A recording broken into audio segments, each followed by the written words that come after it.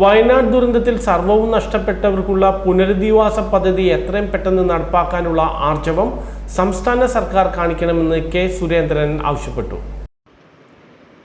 വയനാട് ഉരുൾപൊട്ടൽ ദുരന്തത്തിൽ സർവ്വവും നഷ്ടപ്പെട്ടവർക്കുള്ള പുനരധിവാസ പദ്ധതി എത്രയും പെട്ടെന്ന് നടപ്പാക്കാനുള്ള ആർജവം സംസ്ഥാന സർക്കാർ കാണിക്കണമെന്ന് കെ സുരേന്ദ്രൻ ആവശ്യപ്പെട്ടു. ദുരന്തം നടന്ന് 10 ദിവസം കഴിഞ്ഞിട്ടും ദുരിതത്തിൽപ്പെട്ടവർക്കുള്ള ആശ്വാസമാവാൻ സംസ്ഥാന സർക്കാർ ഒന്നും ചെയ്തിട്ടില്ലെന്നും സമഗ്ര പുനരധിവാസ പദ്ധതി ഉടൻ പ്രഖ്യാപിക്കുകയും നടപ്പാക്കുകയും വേണമെന്നും കെ സുരേന്ദ്രൻ ആവശ്യപ്പെട്ടു. കേരളത്തിൽ വയനാട്ടിലെ തന്നെ പുത്തുമലയിൽ ഉൾപ്പെടെ നടന്ന ദുരന്തത്തിന്റെ ഇരകൾക്ക് ഇപ്പോഴും പുനരധിവാസ പദ്ധതികൾ അപൂർണമായി മാത്രമാണ് ലഭിച്ചിട്ടുള്ളത്. ഇന്നും ആ ജനത ദുരിതത്തിൽ തുടരുകയാണ്. ഈ അവസ്ഥ ചൂരൽമലയിലും പുഞ്ചിരിമട്ടത്തും മുണ്ടക്കയിലും മേപ്പാറ തുടങ്ങിയ സ്ഥലങ്ങളിലും മറ്റും ഉണ്ടാകരുതെന്നും സുരേന്ദ്രൻ ചൂണ്ടിക്കാട്ടി. മുഖ്യമന്ത്രിയുടെ ദുരിതാശ്വാസ നിധി വിനിയോഗം സുതാര്യമല്ല. അതിനെക്കുറിച്ച് ഒട്ടേറെ പരാതികളും കുറ്റപ്പെടുത്തലുകളും ആശങ്കകളും ജനങ്ങൾക്കുണ്ട്. സംസ്ഥാനത്തെ പ്രകൃതി ദുരന്തങ്ങളിലേക്ക് നയിക്കുന്ന കാര്യങ്ങളെക്കുറിച്ചും സർക്കാരിൻ്റെ കെടുകാര്യസ്ഥതയും ധനദുർവിനിയോഗം സംബന്ധിച്ചും കൃത്യമായ തെളിവ് ലഭിച്ചതിൻ്റെ അടിസ്ഥാനത്തിലാണ് കേന്ദ്ര ആഭ്യന്തരമന്ത്രിയും വനം മന്ത്രിയും സംസ്ഥാന സർക്കാരിനെ കുറ്റപ്പെടുത്തിയത്. പാർലമെന്റിൽ കേന്ദ്രമന്ത്രിമാർ ഉത്തരവാദിത്തത്തോടെയാണ് പ്രസ്താവന നടത്തിയത്.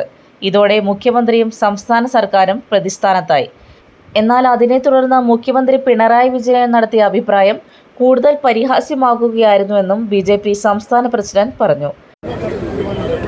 തീർച്ചയായിട്ടും ഞങ്ങൾ ആ കാര്യത്തിൽ ആദ്യമായി എടുത്ത സമീപനം അതാണ്. വയനാടിനെ സമ്പൂർണ്ണമായിട്ട്, കാരണം കഴിഞ്ഞ 2-3 അനുഭവങ്ങൾ നമ്മുടെ മുമ്പിലുണ്ട്. ആ പുനരധിവാസത്തിൻ്റെ കാര്യത്തിൽ നടന്ന മെല്ലെപ്പോക്കും അലംഭാവവും അത് ഇത്തവണത്തെ പുനരധിവാസത്തിൽ ഉണ്ടാവരുത് എന്നുള്ളതിൽ കാര്യത്തിൽ ഞങ്ങൾക്ക് നിർബന്ധമുണ്ട്. തീർച്ചയായിട്ടും അതിന് ഞങ്ങൾ കേന്ദ്ര സർക്കാരും അതുപോലെ തന്നെ സംസ്ഥാന സർക്കാരും എല്ലാം ചേർന്ന് ഇതിന് നല്ല ശാശ്വതമായൊരു പരിഹാരം ഉണ്ടാവണം.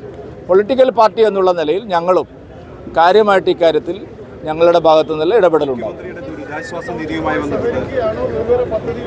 അല്ല, സംസ്ഥാന സർക്കാരിന് ഞാൻ പറഞ്ഞില്ല, അവർക്ക് യാതൊരു ധാരണയും ഇത് സംബന്ധിച്ചില്ല.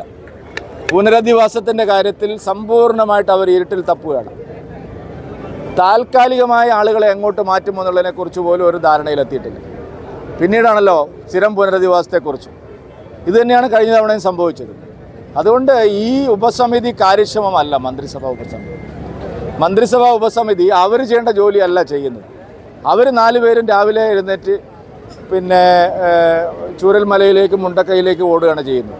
അവർ ശരിക്കും ചെയ്യേണ്ടത് കലക്ടറേറ്റിൽ ഇരുന്നു കൊണ്ട് ഈ കാര്യങ്ങളെല്ലാം ഏകോപിപ്പിച്ച് ആവശ്യമായ സ്ഥലം കണ്ടെത്തി എത്രയും പെട്ടെന്ന്, കാരണം അവിടെ രോഗം മാറിയിട്ട് ഇപ്പോഴും ക്യാമ്പിൽ കഴിയുന്ന ആൾക്കാരുണ്ട്, അവരെ പുനരധിവസിപ്പിക്കാനുള്ള നടപടിയാണ് മന്ത്രിസഭ ഉപസമിതി ചെയ്യേണ്ടത്. ബാക്കി പട്ടാളവും NDRFും പിന്നെ പോലീസും ഫയർഫോഴ്സും എല്ലാം ചെയ്യുന്ന സ്ഥലത്ത് പോയി അവിടെ അധികം നിൽക്കേണ്ട ആവശ്യമില്ല. 1 പ്രാവശ്യം 2 പ്രാവശ്യമൊക്കെ പോയി നോക്കുന്നത് സ്വാഭാവികം. ഇതെല്ലാ ദിവസവും രാവിലെ അവിടെ പോവുക, ഇതാണ് അവിടെ നടക്കുന്നത്. അതല്ല, ഈ 10 ദിവസത്തിനിടയിലും ഒരു കാര്യവും മുന്നോട്ട് പോയില്ല എന്നുള്ളത് നിങ്ങൾക്ക് തന്നെ പരിശോധിച്ചാൽ മനസ്സിലാവും. ദുരിതാശ്വാസ നിധിയിലേക്ക് പണം നൽകുന്നതിന് ഒരു കാലത്തും BJP എതിർത്തിട്ടില്ല. ഒരു കാലത്തും ഞങ്ങൾ എതിർക്കുകയില്ല. എന്തിനാണ് അങ്ങനെ പറയുന്നത്?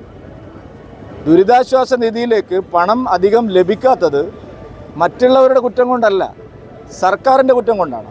സർക്കാർ ആ കാശെടുത്ത് കണ്ണട വാങ്ങാനും ആ കാശെടുത്ത് ബാങ്ക് ലോൺ അടയ്ക്കാനും ആ കാശെടുത്ത് പിന്നെ ഈ കമ്പ്യൂട്ടർ ലാപ്ടോപ്പ് കൊടുത്തു എന്ന് പറഞ്ഞാൽ അതിൽ തട്ടിപ്പ് നടത്താനൊക്കെ ശ്രമിച്ചതുകൊണ്ടാണ്. അല്ലാതെ ഞങ്ങളാരും ഒരു കാലത്തും എതിർത്തിട്ടില്ല. ഏതെങ്കിലും ഒരു കാര്യം ചൂണ്ടിക്കാണിച്ചാൽ നിങ്ങൾ പറയുന്നതിന് ഞാൻ മറുപടി പറയാം. BJPയോ സംഘപരിവാർ സംഘടനകളോ ഒരു കാലത്തും ദുരിതാശ്വാസ നിധിയെക്കുറിച്ച് ഒരു വാക്ക് പോലും പറഞ്ഞിട്ടില്ല. ഞങ്ങളങ്ങനെ പറയുകയുമില്ല. ദുരിതാശ്വാസ നിധിക്കെതിരെ സംശയമുയർന്നു വന്നത് സർക്കാരിൻ്റെ തെറ്റായ നയങ്ങളുടെ ഫലമുണ്ട്.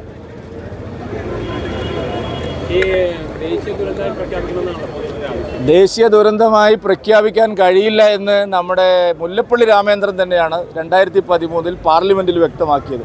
നിങ്ങൾ കോൺഗ്രസ്സുകാരോട് ഈ ചോദ്യം ചോദിക്കാതെ എന്നോട് ചോദിക്കരുത്.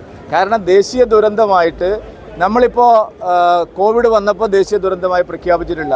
ഗുജറാത്തിൽ ഭൂകമ്പം ഉണ്ടായപ്പോൾ ദേശീയ ദുരന്തമായി പ്രഖ്യാപിച്ചിട്ടില്ല. ഇവിടെ ആവശ്യം കാര്യങ്ങൾ ശരിയായ രീതിയിൽ നടപ്പാക്കുക എന്നുള്ളതാണ്. അത് മോദി സർക്കാരിന് കീഴിൽ എത്രയും പെട്ടെന്ന് ആ കാര്യങ്ങൾ നടക്കും. അതാണ് നമ്മൾ ഉത്തരാഖണ്ഡിൽ കണ്ടത്, അതാണ് നമ്മൾ ഇന്ത്യയുടെ വിവിധ ഭാഗങ്ങളിൽ കണ്ടത്, കേരളത്തിൽ തന്നെ ഇതിനു മുമ്പും കണ്ടത്. കേന്ദ്ര സഹായത്തിൻ്റെ കണക്ക് എത്രയുണ്ട് എന്ന് കൃത്യമായി പറയാൻ മുഖ്യമന്ത്രി തയ്യാറായാൽ അതിൻ്റെ മുഴുവൻ കണക്ക് ഞങ്ങൾ പറയാം. എല്ലാ കാര്യത്തിലും കേന്ദ്രം കൈയച്ച് സഹായിച്ചിട്ടുണ്ട്. ഇപ്പോഴും കേന്ദ്രത്തിൻ്റെ കാശ് സംസ്ഥാനത്തിൻ്റെ കയ്യിലുണ്ട്.